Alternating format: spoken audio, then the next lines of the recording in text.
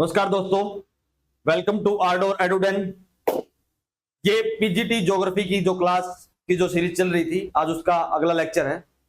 जैसा कि मैंने आपसे वादा किया था कि हम आपको पूरा रिवाइज कोर्स देंगे और ये भी बताया था कि हम जो ज्योग्राफी का जो कोर्स कर रहे हैं वो रिवीजन बेसिस पर होगा और कोशिश करूंगा कि मैं सारा जो मटेरियल जो आपको प्रोवाइड कर रहा हूं वो यूट्यूब चैनल या फिर आपके जो टेलीग्राम चैनल पर लिंक मैं दे दूं, उसमें आपसे आप ले लो उसको आराम से। और एक बात यह है कि आपको इंटर रिलेट करके चीजें पढ़नी है, वो मैं आपको शुरू करता हूं। जैसे कल हमने पढ़ा था लैटिट्यूड और लॉन्गिट्यूड, और अगला है shape of earth. Shape of earth कैसी है? शेप ऑफ अर्थ बिल्कुल गोल नहीं है, ठीक है, जियोड शेप बोला जाता है इसको। मैं उसको दिखा भी देता हूं, ये पूरा इसमें यही लिखा हुआ है, आगे देखो। ऐसी ऐसी शेप है, कहीं से छोटी है कहीं से बड़ी है, लेकिन उसका साइज इतना बड़ा है कि वो ये लगता है कि वो बिल्कुल गोल है, यानी बिल्कुल सफियर है। ये था शेप ऑफ अर्थ। अगला रोटेशन ऑफ अर्थ। जिस दिन मैंने इंट्रोडक्शन लेक्चर लिया था उस दिन आपको बताया था जो रोटेशन है वो अपने एक्सिस पर घूमती है, ऐसे एक एंगल पे अपने आप वहीं घूमती रहेगी खड़ी होकर, और वो पूरा समय कितना 24 घंटे में अपना समय पूरा कर लेती है। एक रोटेशन का जो चक्कर है पूरा, सॉरी, ठीक है। और उसकी डायरेक्शन क्या है? जो रोटेशन जो घूम रहा है उसकी डायरेक्शन क्या है? उसकी डायरेक्शन है वेस्ट टू ईस्ट, ठीक है। यानी जो लगता है कि वो ऐसा लगता है कि वो एंटी क्लॉकवाइज डायरेक्शन में घूम रही है। स्पीड कितनी होगी? जो स्पीड जो ट्रेवल करने की स्पीड है वो कितनी है? वो लगभग इतना 1600 किलोमीटर पर आवर, इतनी स्पीड से वो ट्रेवल घूमती है, रोटेट करती है। टाइम फॉर रोटेशन 24 घंटे लेती है, मैंने आपको पहले बताया है, डे एंड नाइट। अब एक बात सुनो, मेन बात यह है कि जैसे ये वाला हिस्सा है और यहां सन है, ये सन है, और यहां हिस्सा यहां तक मान लो रेज पड़ती है, सनलाइट पड़ती है। ये यहां तो डे होगा और यहां नाइट होगा, सिंपल है लॉजिक। एक्सिस का टिल्ट कितना है? 23.5 डिग्री है। अब ये 23.5 डिग्री किससे है? 23.5 डिग्री ये है, ऐसे है 23.5 डिग्री, ये तो 66.5 है, 66.5 एंगल है जो इक्वेटर के साथ बनाता है। अगला है रिवोल्यूशन ऑफ अर्थ। अब मैंने आपको बताया था रोटेशन तो मैंने आपको बता दी, रिवोल्यूशन करता है यानी सन के चक्कर लगाती है, ठीक है। आप ये देखो, ये सन है, अब ये ऐसे रिवोल्व करेगी इसके अराउंड। अब ये पोजीशंस हैं, कहां सन मतलब किस दिन अर्थ की जो है वो कहां होती है। सबसे पहले हम 21 जून को लेते हैं। 21 जून पर जो समर सोलिस्टिक्स बनाता है, समर सोलिस्टिक में आपको बताऊंगा, एक बार समझ लो आप। यानी जो नॉर्थन हेमिस्फीयर है और नॉर्थ पोल जिसको बोला जाता है, वहां धूप रहेगी, ठीक है, और साउथर्न हेमिस्फीयर में रात रहेगी, ठीक है। और इतने एंगल पर, यानी कहने का मतलब यह है कि 21 जून को सबसे बड़ा दिन होगा नॉर्थन हेमिस्फीयर में, और 21 जून को ही साउथ हेमिस्फीयर में सबसे छोटा दिन होगा, ठीक है। क्योंकि जो सन की जो रेज है वो ट्रॉपिक ऑफ कैंसर पर पड़ती है, यहां ट्रॉपिक ऑफ कैंसर पर, जिस वजह से जो ज्यादा जो आईटीसीजेड है, जब क्लाइमेटोलॉजी बताऊंगा आएगी, जब बताऊं भी आईटीसीजेड क्या होता है, इंटर ट्रॉपिकल कन्वर्जन जोन। एक लो प्रेशर बेल्ट है इक्वेटर के आसपास जो सन की मूवमेंट के हिसाब से मूवमेंट करती है, इस वजह से इसको आईटीसीजेड बोला जाता है। और ये आईटीसीजेड ट्रॉपिक ऑफ कैंसर के आसपास आ जाती है जब सन की रेज सीधी डायरेक्ट ट्रॉपिक ऑफ कैंसर पर पड़ती है, ठीक है। अब अगली कंडीशन है 23 सितंबर। 23 सितंबर को जो सन की रेज है वो इक्वेटर पर आ जाती है, जिस वजह से जो दिन और रात है दोनों हेमिस्फीयर्स में वो बराबर हो जाते हैं। और तब ये मूवमेंट आगे चलती है दिसंबर के महीने में। सबसे छोटा दिन नवंबर में, नॉर्थन हेमिस्फीयर में बन जाता है, जिसका दिन 21 दिसंबर को कहा जाता है। लेकिन वही 21 दिसंबर साउथ हेमिस्फीयर में सबसे बड़ा दिन होता है। और 20 मार्च, ये डेट आगे पीछे भी हो सकती है, 20 मार्च के दिन फिर से इक्विनॉक्स की पोजीशन आ जाती है, यानी जो सनलाइट है वो डायरेक्ट इक्वेटर पर पड़ना शुरू हो जाती है। यानी एक साल में 2 बार इक्वेटर पर डायरेक्ट रेज पड़ती हैं और एक एक बार ट्रॉपिक ऑफ कैंसर और ट्रॉपिक ऑफ कैप्रिकॉर्न पर रेज पड़ती है। ऐसे ऐसे रिवॉल्व करता है और इतने में अर्थ को 365 दिन लगते हैं। अब एक क्वेश्चन आता है कि लीप ईयर क्या होता है? इतने इतने दिन और इतने घंटे लगते हैं लगभग लगभग, और तब 3 साल हो जाते हैं तो ये इतना जुड़ जाता है अलग से, और लीप ईयर चौथे साल 4th ईयर 366 दिन बना जाते हैं, और जो फरवरी 29 को बढ़ा दिया जाता है। ये पूरा प्रोसेस है, ठीक है। मैंने आपको पूरा रिवॉल्यूशन समझा दिया है। अब इसकी जो वे है वो समझ लेते हैं, ठीक है। जो पाथ फॉलो करता है रिवॉल्यूशन के दौरान वो परफेक्टली सर्कुलर नहीं होता, ठीक है। वो मूवमेंट है उसकी, देखो सन की मूवमेंट, अर्थ की मूवमेंट ऐसे भी है और ऐसे भी है, ठीक है। इसलिए हम कह सकते हैं कि जो मूवमेंट है वो परफेक्टली सर्कुलर नहीं है। टाइम फॉर रिवॉल्यूशन मैंने आपको बता दिया 365 दिन। स्पीड कितनी है? जैसे वहां स्पीड थी लगभग 1600 किलोमीटर प्रति घंटा, यहां जो स्पीड है वो 30 किलोमीटर प्रति सेकंड है, ठीक है। अगला है सीजन्स। जो टिल्टिंग की वजह से सीजन बनते हैं, हॉट समर, हॉट मतलब हॉट, कोल्ड, विंटर और ऑटमन, ठीक है।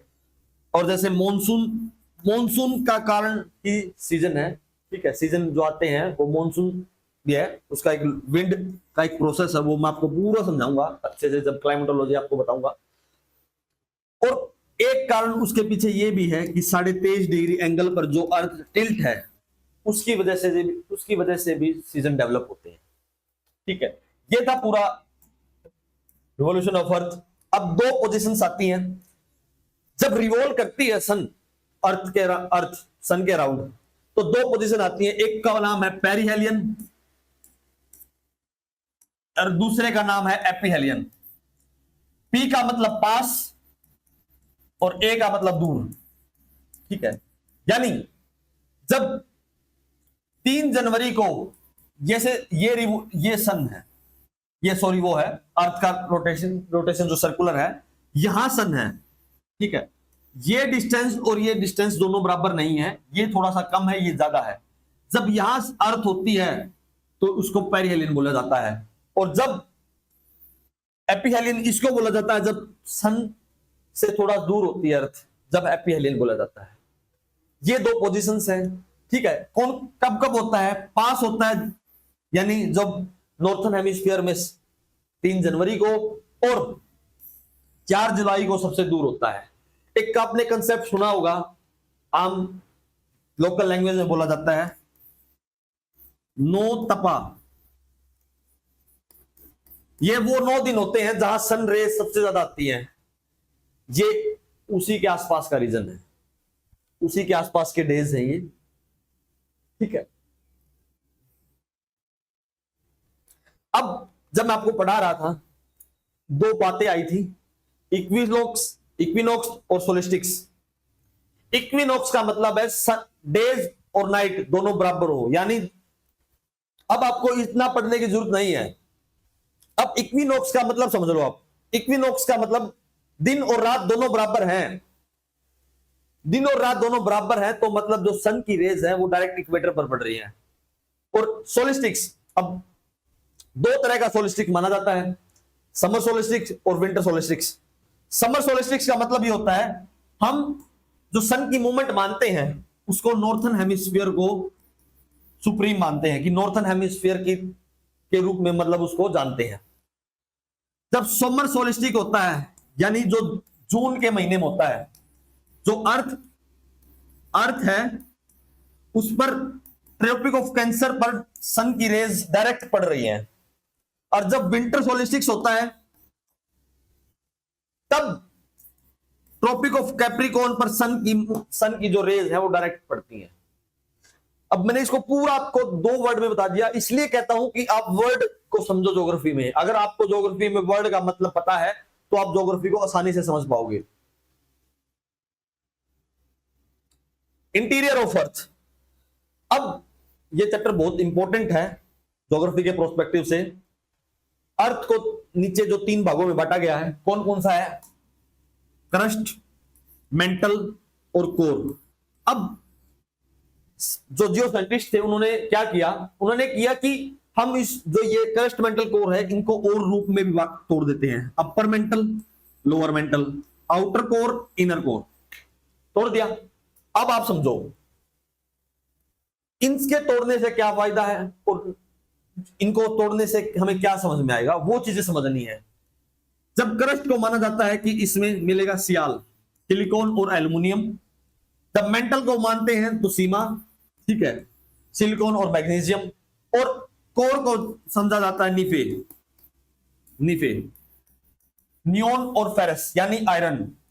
इस आयरन की वजह से ही जो अर्थ मैग्नेटिक फील्ड और मैग्नेटिक मूवमेंट दिखाता है, ठीक है, जिसे हम जब डायरेक्शन है, जो कंपास है, नेविगेशन में यूज होता है कंपास, वो नो डायरेक्शन दिखाता है, इस आयरन की वजह से ही दिखाता है।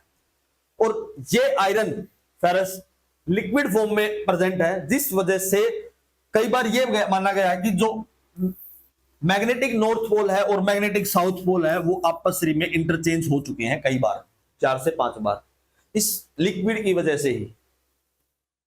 ठीक है, ये मैंने आपको पूरा बता दिया है। अब आप कहोगे कि क्रस्ट और मेंटल कितनी अंदर तक है। जब हम क्रस्ट को पढ़ते हैं तो 50 किलोमीटर तक लगभग, ये 2900 किलोमीटर तक मेंटल, और ये नीचे तक है 6400 किलोमीटर तक। ठीक है, ये पूरा मोटा मोटा जो कैटेगराइजेशन था इसका। एक एस्थेनोस्फीयर एक लेयर है क्रस्ट के जस्ट बाद, एस्थेनोस्फीयर। ठीक है, एस्थेनोस्फीयर क्या है? एक लावा मेंटल है, ठीक है, जो जस्ट नीचे है, और जब वोल्केनिक इरप्शन होता है तो जो लावा होता है वो यहीं से निकलता है। और जो ये एस्थेनोस्फीयर है वोल्केनो की फॉर्म में, इसे बैथोलिथ कहा जाता है, बैथोलिथ।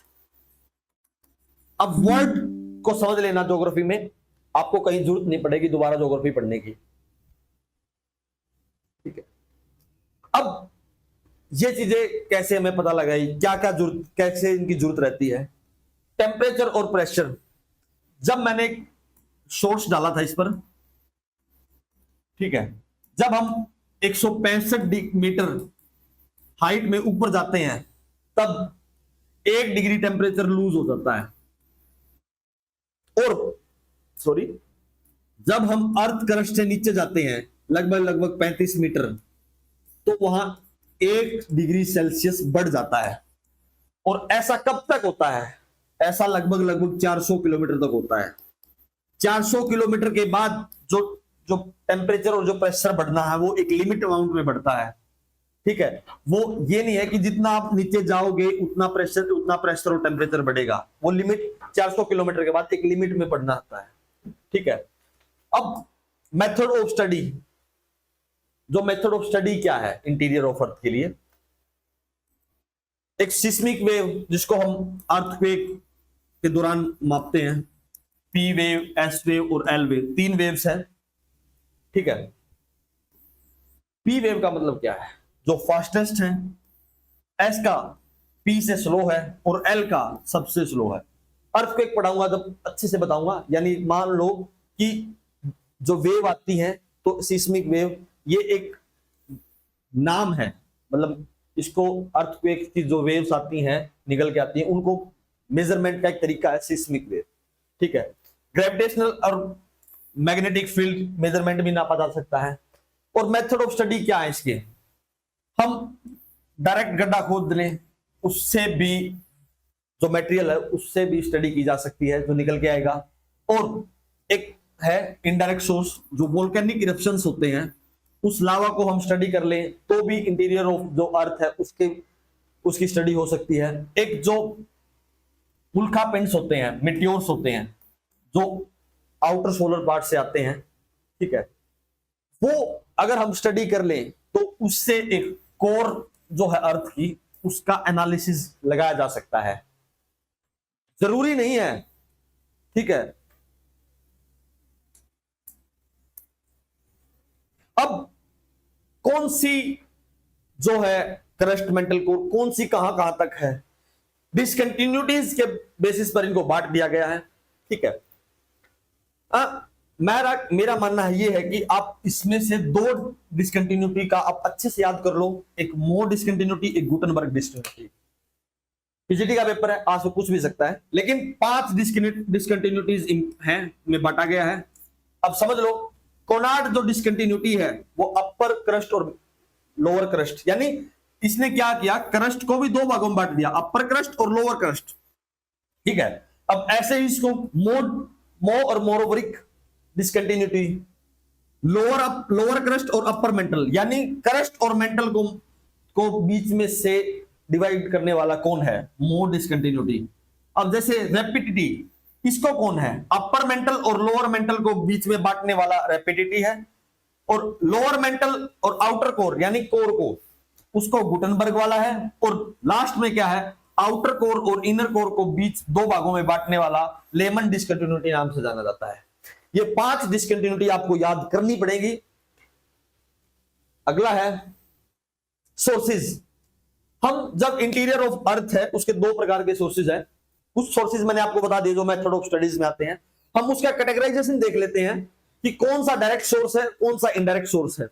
डायरेक्ट सोर्स में क्या आता है, जब हम माइनिंग कर लेते हैं, हम अगर डायरेक्ट माइनिंग कर लें तो वो एक डायरेक्ट सोर्स है। वोल्केनिक इरप्शंस हुआ, उसका मटेरियल स्टडी कर ले, वो भी डायरेक्ट सोर्स में आता है। अब इनडायरेक्ट सोर्स में क्या क्या आते हैं, टेम्परेचर और प्रेशर का चेंज होना, वो एक इनडायरेक्ट सोर्स है। हम उससे सिर्फ अंदाजा लगा सकते हैं कि टेम्परेचर चेंज हुआ होगा, प्रेशर बढ़ा हुआ होगा। ये अगला है मिटियोर्स, जो बाहर से उल्कापिंड जिसको बोला जाता है लोकल लैंग्वेज में, अगर उनको स्टडी कर ले तो ये अंदाजा लगाया जा सकता है कि अर्थ भी उसी प्रकार बनी होगी। जब बिग बैंग थ्योरी में आपको पढ़ाऊंगा, बिग बैंग थ्योरी क्या कहती है, बिग बैंग थ्योरी यही तो कहती है कि एक बड़ा सा आइलैंड था, यानी वो सॉरी एक बड़ी सी अर्थ, सॉरी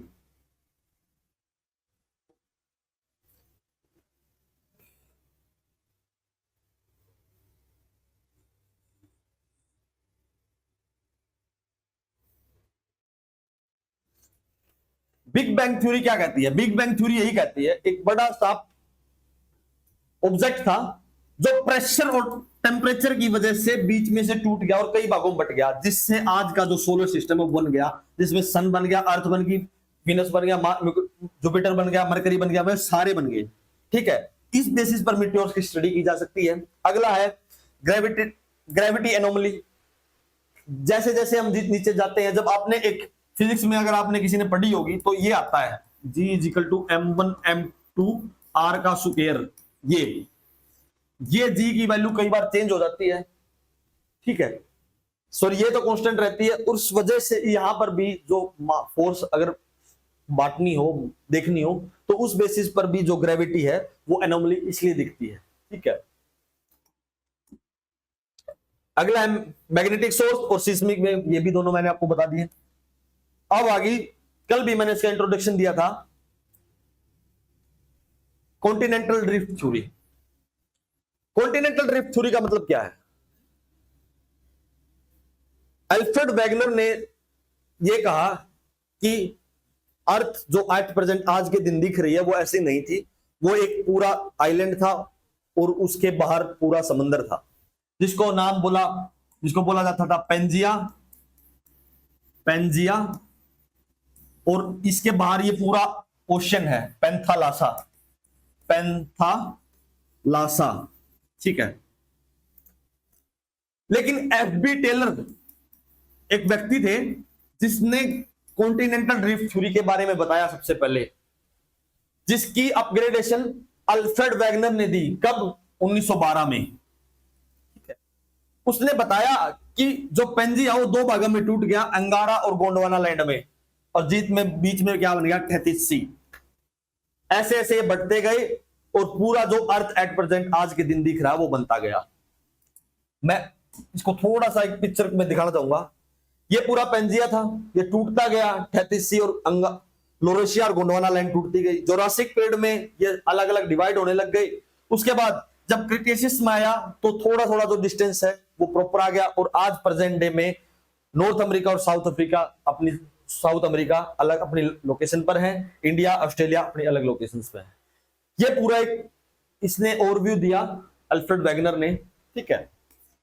अब अगला है जो कॉन्टिनेंटल ड्रिफ्ट थ्योरी थी, उसने कुछ मेन पॉइंट्स मैंने आपको एक साइड लिख दिए हैं। पहला था ओपनिंग ऑफ थेथिस सी, ठीक है।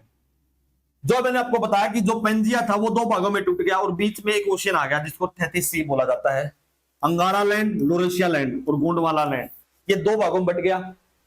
After the division of Pangaea और Angara land and Gondwana land, ये बंदीमानों को बताया, ठीक है। अगला है फोर्स, कौन कौन सी फोर्स थी जो इसको तोड़ने में काम आई। एक तो ग्रेविटेशनल फोर्स और एक टाइडल फोर्स। ये दोनों फोर्स ने काम किया जिस वजह से जो आज की जो अर्थ की लोकेशन है वो बन गई, ठीक है। Some island formation of explain by CDT, जो आइलैंड्स हैं उसके बारे में भी कॉन्टिनेंटल ड्रिफ्ट थ्योरी में बताया है। बताया क्या है, उसने कहा है कि जब वो मूवमेंट कर रही थी तो कुछ लैंड का पोर्शन उस स्पीड से नहीं चल पाया जिस वजह से वो पीछे रह गया। ये कॉन्टिनेंटल ड्रिफ्ट थ्योरी के जो आइलैंड फॉर्मेशन के बारे में उसने बताया है। अब कौन कौन से बातें हैं जो कॉन्टिनेंटल ड्रिफ्ट थ्योरी को ये कहती है कि हाँ ये थ्योरी सही है। पहला है मैचिंग द कॉन्टिनेंट। अब इस बात का ये है कि जब अल्फ्रेड वेगनर ने ये थ्योरी बनाई तो उनके आसपास एक लड़का घूम रहा था, बच्चा घूम रहा था, तो उसने कहा कि अगर हम पूरे वर्ल्ड के आइलैंड को, वर्ल्ड के मैप को अच्छे से सेट कर दें तो एक ही जैसा बनता है, ठीक है। अगर ये यहां सेट कर दे, ये यहां सेट कर दे तो एक ही बनता है भैया। इस वजह से ये कहा गया कि मैचिंग द कॉन्टिनेंट, सारे कॉन्टिनेंट एक है। फॉसिल डिस्ट्रीब्यूशंस, ये कहना क्यों है, क्योंकि जहां जो फॉसिल्स यहां मिलते हैं वो यहां भी मिलते हैं, इस वजह से फॉसिल्स डिस्ट्रीब्यूशंस है, ठीक है। अगला रॉक फॉर्मेशन, जिस तरह की रॉक इधर मिलती है तो वो इधर भी मिलती है और इंडिया के आसपास भी मिलती है क्योंकि इंडिया भी यहां से टूट के गया हुआ है। Ancient climate evidence, palaeo climatic conditions, palaeo climatic भी बोला जाता है इसको, पैलियो, पैलियो का मतलब होता है पास्ट, पैलियो क्लाइमेटिक एविडेंस, ठीक है। ये सारे एविडेंस जो इस आइलैंड पर मिलते हैं वो यहां भी मिलते हैं, वो यहां भी मिलते हैं, क्योंकि ये सबूत दिखाता है जो डरबन है साउथ अफ्रीका में उसके आसपास ज्यादा मिलते हैं क्योंकि वो उस समय का साउथ पोल माना गया है, ठीक है। बिहेवियर ऑफ एनिमल, आज भी जब जंगलों में जब आग लगती है तो कुछ जो एनिमल्स हैं, यहां के जो एनिमल्स हैं, अगर यहां आग लगी तो वो इस तरफ नहीं आते, वो उस तरफ ही भागते हैं। ये बिहेवियर ऑफ एनिमल ये दिखाता है। ये पूरे कॉन्टिनेंटल ड्रिफ्ट थ्योरी की बातें थी, ठीक है। अब कुछ बात ऐसी है जो एविडेंस ऑफ सीडीटी मैंने आपको पूरा बताया है, ठीक है। जो फेलियर भी है, फेलियर क्या, मिसिंग मैकेनिज्म, भाई कैसे कैसे जो अर्थ है वो कैसे बनी है। अगला incomplete explanation of sea floor, C floor के बारे में दूसरे बताया ही नहीं, भाई कैसा है, ऊंचा नीचा है, ट्रेंच क्यों बनी, ठीक है। दूसरा आइलैंड जो माउंटेन तो बन गई लेकिन माउंटेन के पास ट्रेंच क्यों बनी, ठीक है। सी गोट्स, ऐसे ऐसे प्लेट्यू टाइप स्ट्रक्चर सी के अंदर मिलते हैं, वह क्यों मिले, ठीक है। कुछ जो बे हैं वो कैसे बनी और गल्फ कैसे बने उनके बारे में नहीं बताया, ठीक है। अब जैसे जो अफ्रीका का जो पार्ट टूट रहा है जहां से नाइल रिवर वगैरह चलती है, ठीक है, वो नहीं बता पा रहा क्योंकि वो इतनी लंबी सारी लेक्स हैं, वो पता नहीं लग रही वो कैसे कैसे बन रही है, वो नहीं बताई इसने, ठीक है। डिफिकल्टी विद कॉन्टिनेंट फिट, कुछ कॉन्टिनेंशियल पोर्शन तो फिट हो जाता है लेकिन कुछ नहीं होता, जैसे इंडिया वाला पोर्शन नहीं फिट हो रहा अच्छे से, ठीक है। अगला है inadequate explanation of mountain building, उसने क्या बोला है कि जो रॉकीज और एंडीज है ना, रॉकीज और एंडीज, ठीक है, ये यहां बने हैं। उसने क्या बोला कि जब ये पूरा कॉन्टिनेंट इस तरफ पानी में जा रहा था तो ये लैंड इकट्ठा होगी, यानी ये जा रहा था तो ऐसे इकट्ठा होगी। ये इनएडुकेट है, अच्छे से एक्सप्लेन नहीं करती कि माउंटेन ऐसे बने होंगे। अगला है कन्वेक्शनल करंट थ्योरी, आर्थर होल्मस ने दी थी। इस थ्योरी में उसने बताया कि ऐसा कुछ नहीं है। उसने कॉन्टिनेंटल ड्रिफ्ट थ्योरी को नकार दिया। उसने कहा कि एक लावा है जो साइक्लिक फॉर्म में नीचे चलता है, जिस वजह से जो कॉन्टिनेंट आज के दिन है वो अपनी मूवमेंट करते हैं। अब उसने इस पूरे कंसेप्ट में आपको दो बातें याद रखनी है। ये किसने दिया? आर्थर होल्मस ने दिया और पूरी मूवमेंट बताया। उसने कहा कि देखो ये लावा की जो मूवमेंट है ऐसे चल रही है, कुछ फोर्स यहां फोर्स लगेगा और इस फोर्स की वजह से ये दोनों पार्ट अलग हो जाएंगे। ठीक है, यहां ऐसे अलग हो जाएंगे और बीच में से वोल्केनो टाइप स्ट्रक्चर भी बन जाएगा और कई बार ये अलग होने के कारण और यहां एक सी डेवलप हो जाता है। ये था कन्वेक्शनल करंट थ्योरी। बोला कि आगे जाकर ये ऐसे होगा, ये फिर चलेगा और फिर आ जाएगा। ये एक पूरा साइकिल आएगा। ठीक है, ऐसे ये साइकिल चलते रहेंगे और कॉन्टिनेंट अलग अलग छोटे छोटे भाग में टूटता रहेगा। ये कन्वेक्शनल करंट थ्योरी दी थी आर्थर हेल्महोल्ट्ज ने। अगला है सी फ्लोर स्प्रेडिंग थ्योरी। इस थ्योरी में क्या कहता है? ये एक छोटा रूप माना गया है किसका? जो प्लेट टेक्टोनिक थ्योरी है, मैं कल पढ़ाऊंगा आपको। प्लेट टेक्टोनिक थ्योरी इसका एक छोटा रूप माना गया है। ये थ्योरी क्या कहती है वो चीज आपको बता देता हूं आज। ये कहती है कि जो सी का फ्लोर है वो भी ऐसे ही मूवमेंट की वजह से टूट जाता है और एज पर सी का जो फ्लोर है उसकी जो विड्थ है वो कम होती है, जिस वजह से जो ये कन्वेक्शनल करंट जो फोर्स लग रहा है ला है, जिस वजह से ये पिघल जाता है और यहां MOR बन जाता है, मिड ओशियनिक रिज। यानी जो सी के अंडर ऐसी माउंटेन बन जाती है, मिड ओशियनिक रिज। सी फ्लोर स्प्रेडिंग थ्योरी इस चीज को एक्सप्लेन करती है। बोलती है कि वो इधर जाएगा, इधर साइड में चलेगा और यहां नए माउंटेन बनते रहेंगे, जिस वजह से जो कॉन्टिनेंट्स है वो अलग होते रहेंगे। इसका एक सही रूप कहां देखने को मिला मैं आपको बता देता हूं। जब हम अमेरिका को पढ़ते हैं, ये अमेरिका है पूरी, ठीक है, और ये है अफ्रीका, यूरोप। यहां मिड ओशियनिक रिज एक प्रेजेंट है जो इंडियन ओशियन तक आती है। इस वजह से सी फ्लोर स्प्रेडिंग थ्योरी को माना गया कि ये बात सच हो सकती है। इस बेसिस पर ही आगे प्लेट टेक्टोनिक थ्योरी को रखा गया है। ऐसे देखो, फोर्स लगाया, ये टूट गया, अब ये दोनों अलग हो गए, पैसिव मार्जिन और न्यू ओशियनिक क्रस्ट यहां बन चुकी है। ऐसे ऐसे ये अलग होता रहेगा और जो सी फ्लोर है मिड ओशियनिक रिज बनती रहेगी। अब consequences of C floor spreading क्या है? ओशियन फ्लोर रिन्यूअल हो गया, मतलब नया ओशियन फ्लोर बनता रहा, टूटता रहा, बनता रहा, टूटता रहा।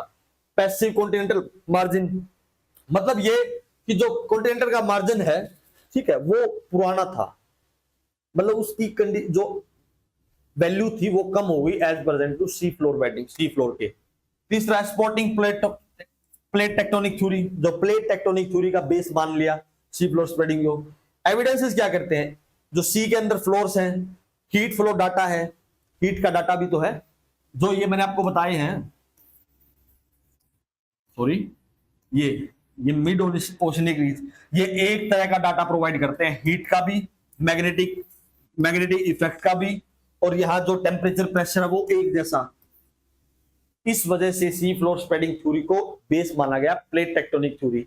जब हम कल प्लेट टेक्टोनिक थ्योरी पढ़ेंगे तो उसमें मैं पूरा एक्सप्लेन करूंगा, ठीक है। और जो जेम्स हटन का कंसेप्ट है यूनिफॉर्मेटिज्म, जिस पर पूरी ज्योग्राफी डिपेंड है, ठीक है, यानी जो डेविस का कंसेप्ट है वो भी यहां से है, डार्विन का कंसेप्ट, वो सारी चीजें यहां यूनिफॉर्मेटिज्म से जो डिपेंडेंट है, वो उसको भी सपोर्टिव नेचर मिल जाता है प्लेट टेक्टोनिक थ्योरी को। इस वजह से ही यूनिफॉर्मेटिज्म का कंसेप्ट यहां भी अप्लाई हो जाता है फिर, क्योंकि ये सारी थ्योरी ये बोलती है कि ये चीजें आराम आराम से हुई हैं। इस वजह से James Hutton plate tectonic theory को भी कहता कि हाँ ये सही है। थैंक्स टू ऑल, ये था हमारा ज्योग्राफी का लेक्चर। आपको अगर ये पीडीएफ चाहिए तो हमारे आर्डोर एडुडेन यूट्यूब जो टेलीग्राम चैनल है उस पर लिंक, उस पर शॉर्ट करो, उस पर विजिट करो, आप समझो, और जहां भी आपको जरूरत है कि हमें ये चीजें दोबारा पढ़नी है, ये टॉपिक पहले से ये है, तो हम आपको प्रोवाइड करवा देंगे। धन्यवाद दोस्तों।